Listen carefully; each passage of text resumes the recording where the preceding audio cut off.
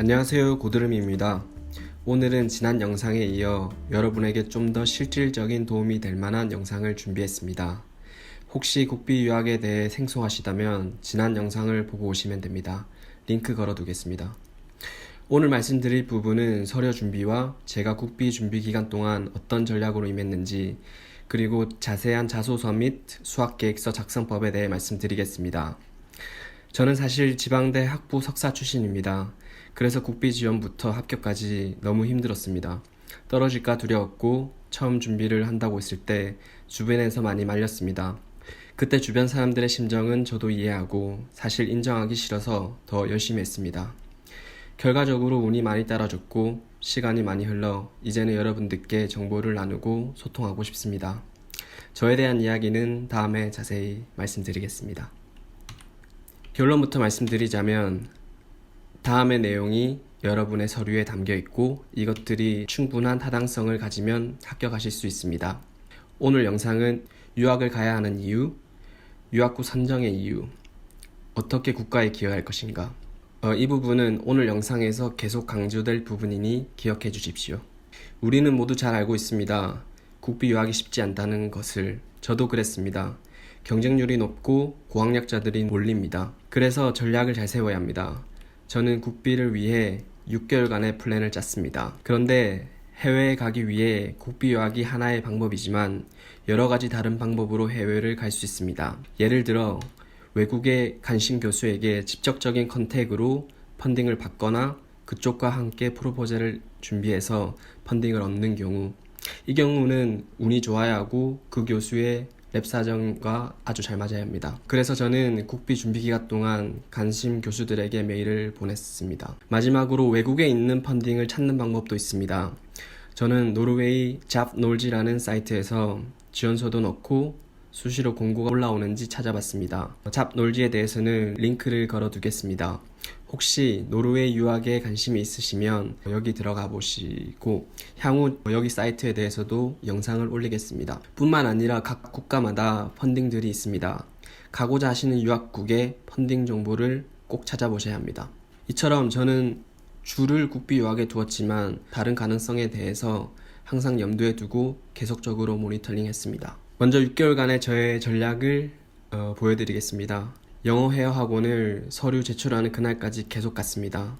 한국사 능력 시험에 한 달을 썼고 토플은 처음 시작했다가 시간이 많이 걸릴 것 같아 토익으로 준비를 해서 한 달 만에 자격 요건을 갖췄습니다. 그렇지만 제 점수에 확신이 없어 서류 제출까지 계속적으로 시험을 응시했고 제일 잘 나온 점수를 제출했습니다. 그리고 석사 기간 동안의 연구 논문의 출판을 위해 계속적으로 논문 작성을 했습니다. 논문 작성은 주로 주말 시간을 활용했습니다. 이 기간 동안 운 좋게 한 편의 첫 저자 논문이 출판되었습니다. 점수가 갖춰지고 서류 제출 자격 요건을 완전히 갖췄을 때 제 연구와 관련된 회사나 연구소 등에 전화를 드리고 찾아가서 일도 했습니다. 개인적으로 저는 자소서 및 수학 계획서 작성에 있어 현장의 경험은 아주 중요하다고 생각합니다. 여러분 분야의 진짜 문제나 고민을 눈으로 확인하실 수 있으면 너무 좋을 것 같습니다. 마지막으로 저는 집에서 돈을 받아 쓰기가 너무 싫었습니다. 그래서 주말에 국밥집 야간 알바를 해서 생활비를 충당했습니다. 좀 더 자세한 내용은 여기에 담았습니다. 핵심은 6개월간 국비 유학만 생각하며 준비했습니다. 제가 지방대 출신이라는 것이 좀 더 열심히 하게 만든 원동력이 아닐까 생각됩니다. 서론이 너무 길었습니다. 앞 영상을 보셨다면 평가 항목에 대해 잘 아시리라 생각됩니다. 학부 성적 80%, 영어 성적 명시된 대로라면 제가 아는 한 기준 점수만 넘으시면 됩니다. 저는 875점으로 지원했습니다. 한국사는 3급을 받았습니다. 결국 자소서, 수학계획서, 대외 실적이 핵심입니다.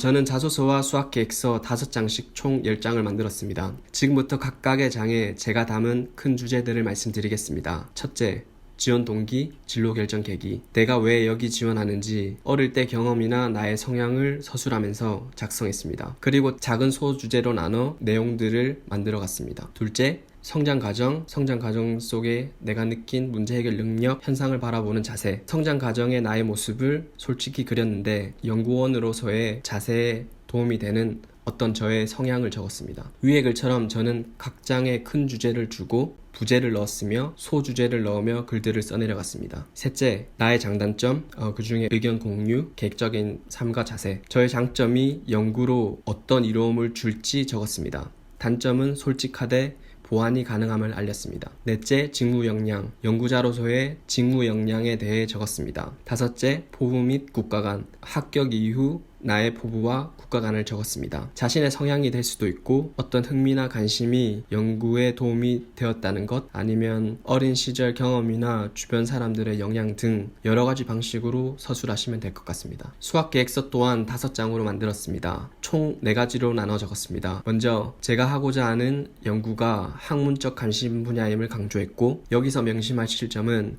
평가자가 교수님들이실 가능성이 아주 높습니다. 그렇다 하더라도 평가자는 비전공자이시기 때문에 최대한 쉽게 이해 가능하도록 적으셔야 합니다. 둘째, 국내외 동향.